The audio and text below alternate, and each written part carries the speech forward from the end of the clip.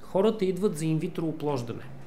Не защото не могат да забременеят, а по друга причина. За да можем да извадим яйцеклетките, да вземем сперматозоидите от мъжа, да ги оплодим, да ги отгледаме 5 дни, да си вземем материал за изследване генетично от бъдещата плацента, така наречената биопсия на трофектодерма, и да ги замразим.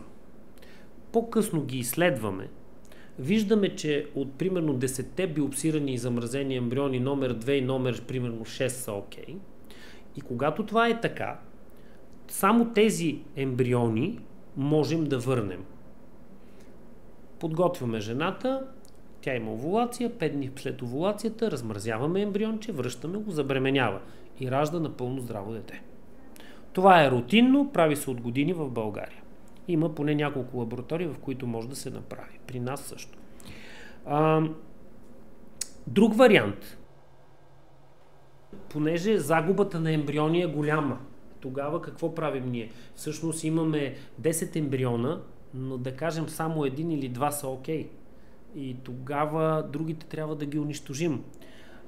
Жената е подложена на тежка стимулация, нали, правим уж много ембриони, много голям риск за забременяване, а се оказва, че само един или два ембриона са здрави и са наред.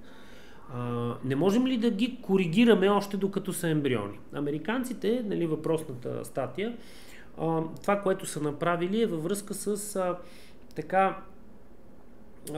напоследък възникналата възможност вследствие на едно откритие, така наречената CRISPR-Cas система за редактиране на ДНК, която на всичкото отгоре работи удивително добре, направо безотказно и не е много трудно дори за изпълнение само по себе си, нали, като се има предвид колко иначе сложен механизъм се повлиява.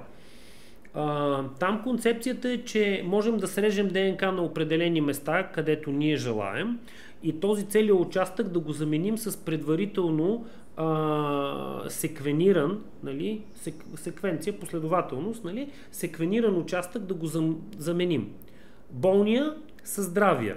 Липсващата базичка или две с нормалните, които се очаква да бъдат. И изведнъж клетката става абсолютно нормална по отношение на конкретното заболяване. Ако това го направим, когато ембриона е на 2 или 4 клетки, тогава се налага да обудем 2 или 4 клетки и да ги подложим на тази замяна, още докато се развиват, и те оттам нататък вече тяхния делителен апарат ще възпроизведе заразата в кавички или поправения ген, така че всички клетки в бъдеще да бъдат абсолютно нормални и да се роди дете нормално от ненормален първоначално ембрион. Тук вариантите са разни. Единият е да набудете колкото се може повече клетки, тъй като в някои от тях няма да може да се хване въпросната замяна, може да не се получи. И тогава човека ще се роди с така наречената мозайка от клетки. Част от клетките, възможно най-малка, ще бъдат болни, но по-голямата ще са с замяната, вече ще бъдат нормализирани и ще бъдат окей. А другия вариант е да се вкара заедно с сперматозоида. Тоест, когато правим икси, така нареченото интрацитоплазмено инжектиране, което се прави всеки божи ден, нали, в нашата клиника специално и в другите, които се занимават с асистирана репродукция, просто вкарвате и с съответния вектор се нарича, се вкарва нужното парче ДНК, нали, което да бъде интегрирано, нали, да бъде заразена клетката още от самото начало и в последствие да се роди здрав плод.